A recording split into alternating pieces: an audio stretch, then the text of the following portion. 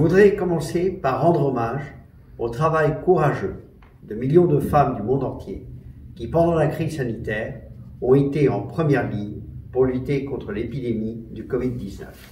À titre d'exemple, au Mexique, où les femmes constituent un peu plus de la moitié de la population, 70% des travailleurs du domaine de la santé, médecins, infirmières, aides-soignantes, sont des femmes. En outre, les femmes, pendant cette crise, ont été les premières à perdre leur emploi ou à subir une baisse de salaire. Pour faire face à cette situation, le gouvernement du Mexique a mis en œuvre plusieurs actions visant à protéger les droits des femmes, au nombre desquelles je pourrais citer les suivantes. Tout d'abord, la mise en place du numéro national d'urgence pour dénoncer les cas de violence à l'encontre des femmes.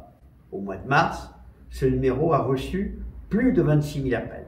Deuxièmement, le ministère de l'Intérieur a déployé une vaste campagne de sensibilisation pour prévenir et réduire la violence sexiste et sexuelle. Cette campagne rejoint l'initiative Spotlight en coordination avec les Nations Unies et l'Union européenne qui vise à éliminer toute forme de violence à l'encontre des femmes. L'adoption par le Congrès, c'est-à-dire par le Parlement mexicain, de la loi fédérale pour punir toute violence à l'encontre des femmes en politique, entrée en vigueur en avril dernier, et le Parlement continue de travailler sur les réformes nécessaires visant à interdire le mariage des moins de 18 ans.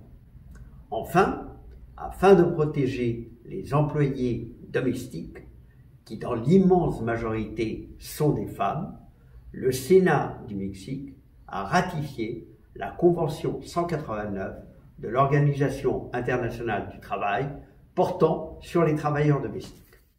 Dans mon pays, en effet, plus de 2 millions de personnes travaillent comme employés domestiques et souvent ne jouissent pas des conditions minimales d'un emploi digne. Chers amis, le Forum Génération Égalité, organisé par ONU Femmes et co-présidé par le Mexique et la France, et dont la première réunion se tiendra à Mexico au cours du premier semestre 2021, s'avère aujourd'hui plus que nécessaire.